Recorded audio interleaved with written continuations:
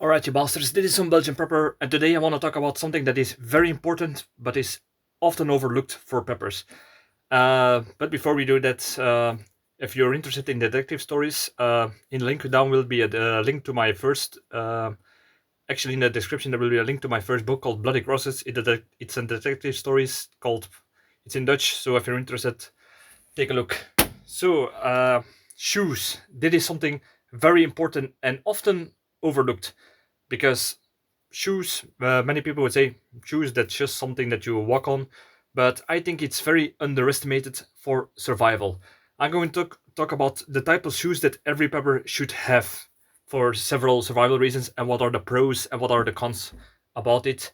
And I just want to say, first thing is shoes shoes are something that you cannot cheap out on. I would say shoes should be something that is of good quality, but I'm talking about good quality because the biggest mistake that some persons take is it's expensive, so it's good quality. That's not always the case. A lot of shoes are just high in price because of they are a brand name. I would say don't buy brand shoes because these are things that are usually made the cheapest and the highest priced. And I hate it when I see people with sometimes hundreds of shoes in their closets or in their house, and they are all the same shoes. They are always these kind of sports, trendy kind of brand name shoes, but they almost not wearing it, and if they wear it, it tears out very fast for everyday tasks. So I would say certain tasks ask for certain shoes, and now I'm going to talk about what kind of shoes that you should have. I'm going from big to small. The first one I would say is especially if you have a garden or you live in an area that is a little bit more on the countryside, some wellies. Yeah, these rubber shoes are rubber boots are called wellies, and I would say get a pair of these for several reasons. I would say for working in the garden, especially during autumn and after winter time, there would be a lot of mud, moist. It will, yeah, you need something higher because of the splashing of the mud, and to keep your feet a little bit warm if you wear it with woolen socks. I would say get some of these, and also for during a flood. Could be anything. Could be just a flood from a heavy rain, or if you live, especially if you live in a flood-prone area, I would say get some of these wellies, and also if you have one of the water pipes broken down in your basement or something, this could also help. So it could be helpful for a lot of things. Another thing that could be helpful, and this is for people who especially live on farms, I would say, is for pest control. If you're going to try to take down pests, I would advise get one of these, and that's way if you're walking around in a pest infested area to set traps or whatever. Sometimes it could happen that one of the rats or some other pests feeling endangered and they will try to bite your feet. So this is tough material that it's hard to get through for something like a rat that is biting you, and it's also preventing that in contrary to lower shoes that the pest will get into your pants and will try to get up. So that is something also for a safety feature. And yeah, it's also a boot that fits with everything, I would say. If you wear small socks, big thick socks, or woolen socks, everything fits in around here. To my experience. So the next thing is, I would say, a boot. This is a military style of boot, but I would also advise get one of these military or work boots because they are durable. They are often quite expensive, depending on which one. But I won't cheap out of this. But get one of those boots with a steel tip. Why? If you work like me in a area in a line of work where sharp things or heavy things could fall on your feet, could be helpful.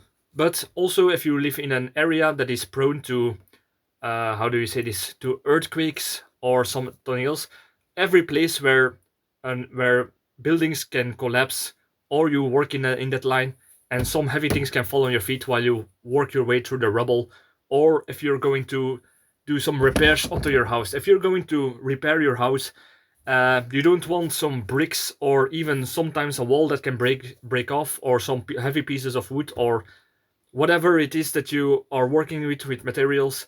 If you're going to work on your house, get some worker shoes with steel tips, and also a steel flat, how do you say it, a steel sole.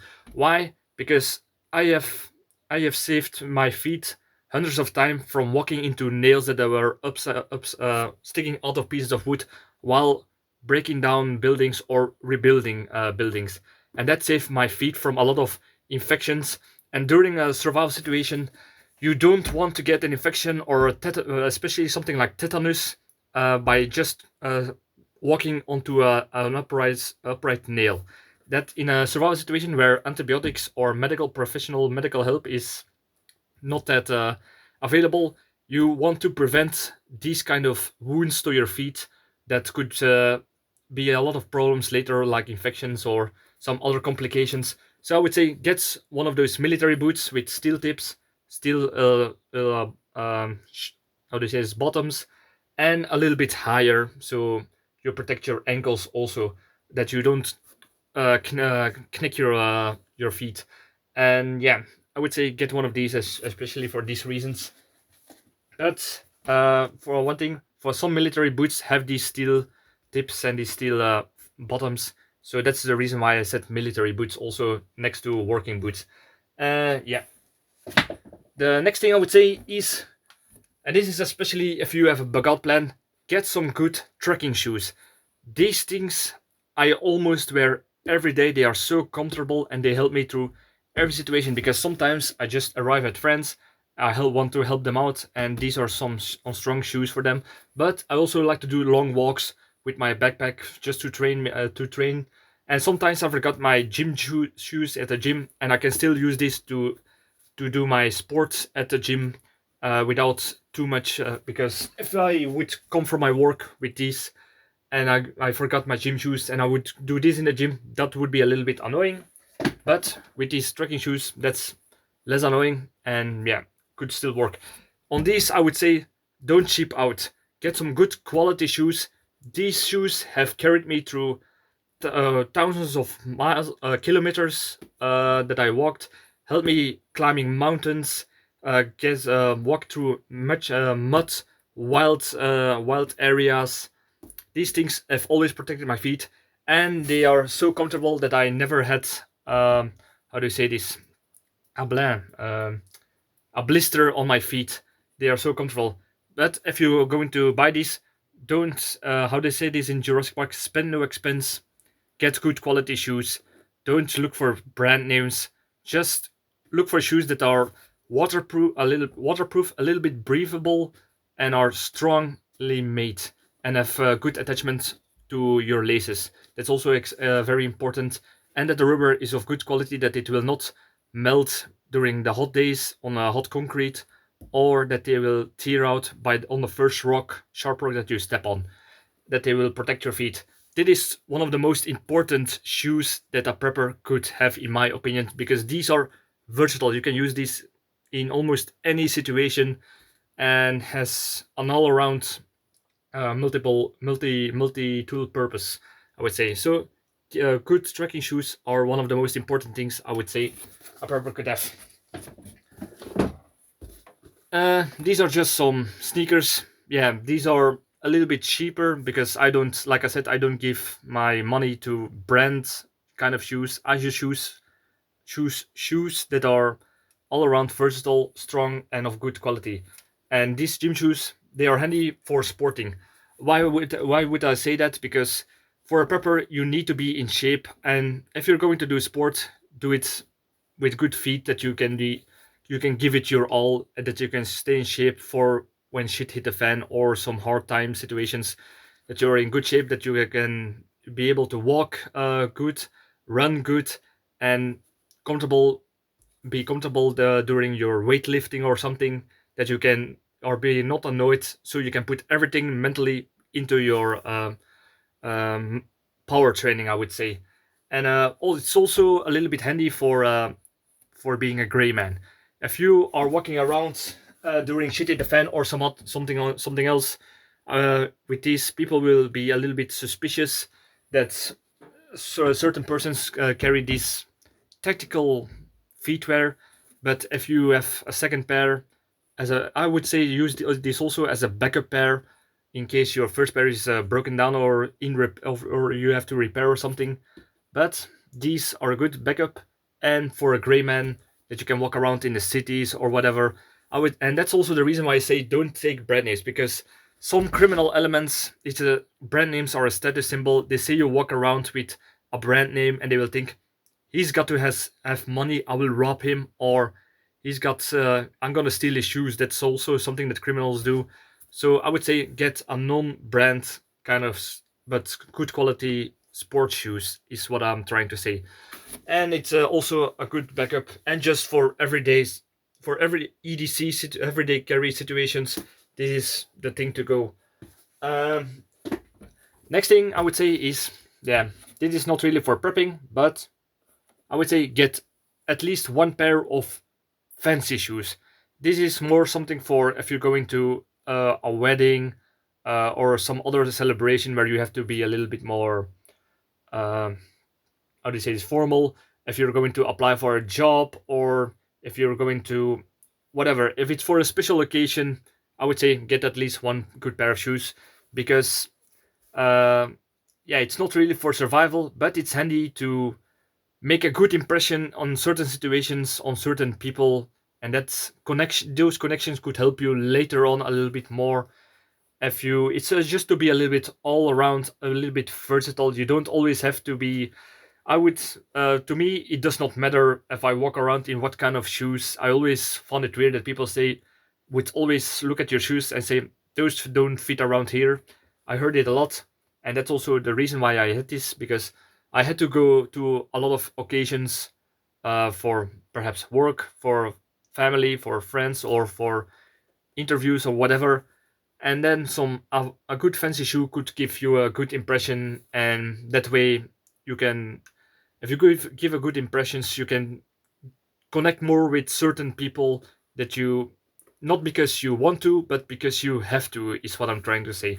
I know this sounds a little bit stupid, but it's reality in this world. Some people are impressed by shoes, and sometimes you need to impress certain persons to get something that you want, is what I'm trying to say.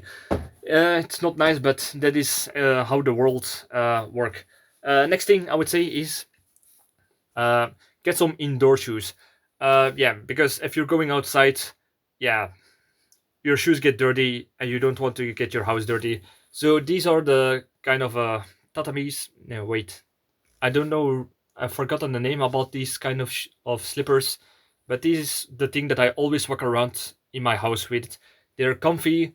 They are insulating, so even in during winter time when it's cold, these will not my feet will not get cold by walking on the floor, so that's also handy. And another reason is these are big enough that even small socks, big socks, woolen socks fit in here, even barefoot, without any loss of grip. So, because anybody who wore slippers and walked upstairs, sometimes the stair will flip and you can fall off, and you don't want that. So get some good slippers that will be a tight fit around your shoes, around your feet, that you don't fall off stairs or slip out, because it could happen that you slip, oh, and you fall on the floor, break your neck. And yeah, during survival situations, that's not really handy, and even during EDC. So I would say get some good tatamis. I have these for many years, if you perhaps can see. And yeah, I'm very happy with these. They're very cheap, but they're a good design that are also helping my feet. Because I hate those slippers where they go around the toe, or that they are just around and your feet is dangling loose within them. So you always have to be aware of how you walk. And with these, I don't have to do that. Um, and the last one I would say is get some outdoor slippers. I use slippers when it's hot, when it's hot outside, or I just have to go into the garden, that I don't always have to get my shoes on or my wellies, just for to do one small quick task in the garden, like scaring a cat away that is shitting in my potatoes. I would say get something comfy. Like it should. I use these kind of slippers, but you can also use something like Crocs that are a little bit more easy. Is I just want to say something that you easily slip on and directly go outside. That can get dirty, and you can take them off. You can take them off before after you get inside and wear your indoor slippers directly without losing too much time for other tasks. So that's something that I would use this for, and I would say these are the shoes that you got to have. For all these are the most important tasks that a prepper or survivalist could do during a bug-in scenario, everyday scenario, and these are also handy for certain bug-in scenarios. If I would do a bug-in, I mean a bug-out scenario. If I would do a bug-out, I would say get trekking shoes ready. Put them next to your bug-out bag, I would say, and especially walk them in. Don't buy shoes just to have a backup and think, I will wear them when I need them. No, you have to wear your shoes all the time for whatever occasion or for whatever task. So you're breaking your shoes, and your feet and your shoes are adapted to each other. That you will not have blisters. That your feet will not get swollen because they are too tight. Always have the same shoes. Like I said before, some people have dozens of shoes in their house, and they almost not wear them, and they say, I only wear those because they are uncomfortable. Yeah, they are uncomfortable because you do not wear them a lot. You don't break them in, and especially during a bug out where you're going to do some long distance walking, breaking your walking your trekking shoes, I would say. But I would also say, and it is every camper hiker will know this, get some, how do you say this, backup shoes in your bug out bag.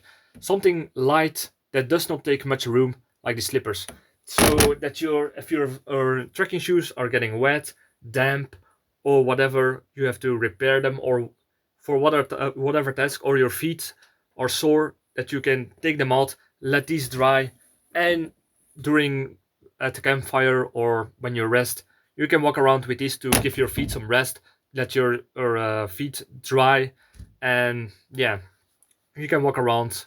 And also for sleeping, that you don't crawl into your tent or your sleeping bag with dirty shoes, so you can use these slippers for that kind of task. So yeah, I just wanted to make this video because shoes are often overlooked. And there's one more tip I want to give you. If you're going to, I would say, get some good leashes. I think shoe lace. Yeah, these kind of shoe laces, I would say, and turn them into paracord. So when during a bug out or another survival situation, it can be any time that you have paracord, and everybody know that paracord has multiple kind of ropes inside of them, and you can still tie your shoes but have some extra rope at your disposal, that's without taking up too much room or weight. So yeah, this could be a handy little trick or tip or hack, whatever you want to call it. So if you get any other tips for what kind of shoes or tips that you can do with your shoes, I think I made a video about hacks that you can do with your survival shoes. Please let me know in the comments. I'm always eager to learn. Like, subscribe, all that good stuff, and see you in the next video. Cheers.